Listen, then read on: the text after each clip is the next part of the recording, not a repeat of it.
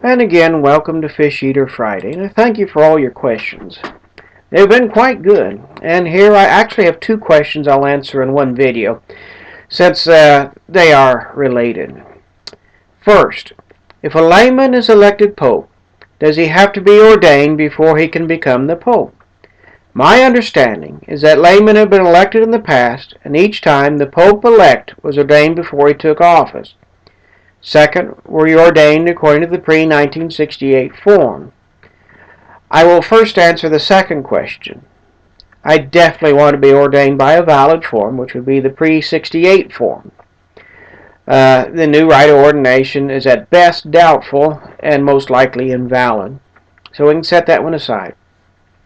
Now, does a pope have to be ordained in order to accept election?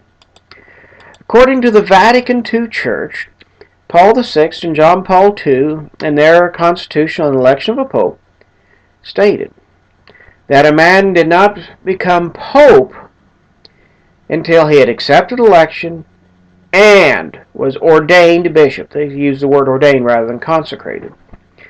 So applying that to Joseph Ratzinger and George Bergoglio, they're not popes according to the Vatican II rules because they ordained bishop in the invalid post-68 rite of ordination. Bergoglio's not even a priest, but that's another one. So what is the church's position?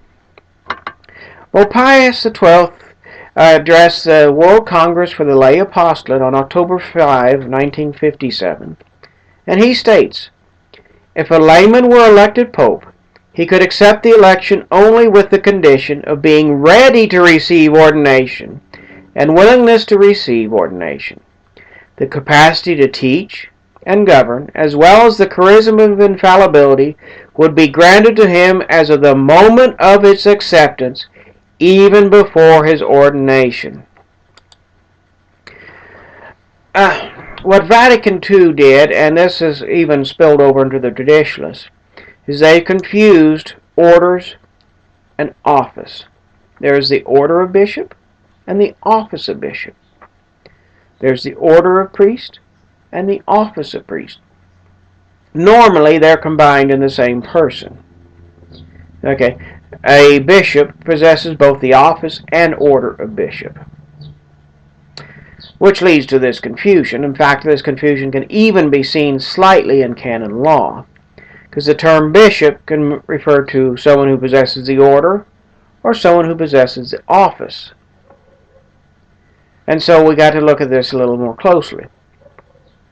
If you look in sacred scripture, if it specifies, it always says the office of priest or office of bishop. It does not mention the order, because the presumption is that the man who is a holder of the office of bishop or office of priest will also hold the requisite order. This is kind of implied. But you don't have to have the order of bishop in order to possess the office of bishop. It's in canon law. If a man is appointed bishop of a diocese, he begins governing his diocese the moment he presents the paperwork to the cathedral canons or their equivalent in the diocese, even though he's not yet been consecrated. He should be consecrated within a certain time, unless that's impossible. That's what canon law provides. The same is true with the office of Bishop of Rome or the office of the Pope. As soon as a man accepts election, he becomes Pope with full power, accepting those powers which require orders if he doesn't possess the necessary orders. In other words, if he's not a priest, he can't celebrate Mass. He can still excommunicate and even absolve from excommunication in the external form. Of course, not in the confessional, because that requires the power of orders as well. And so, a man becomes Pope the moment he accepts election. Here, this person uses the term Pope-elect. What is a Pope-elect? Okay, this applies to the proposition that Cardinal Cyril is elected in 1958, which I'll address in a separate video around this same time. because I think it needs to be readdressed. I have addressed it before. In any case, a man becomes Pope-elect the second he gets the 2/3 plus 1. In other words, they finish counting, they realize this man has the necessary votes. He is now Pope-elect. And this sets a whole chain of events into motion.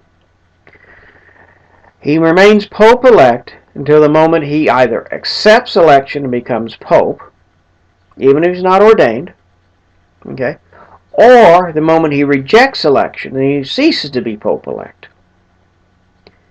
So in that time frame, he's Pope-elect.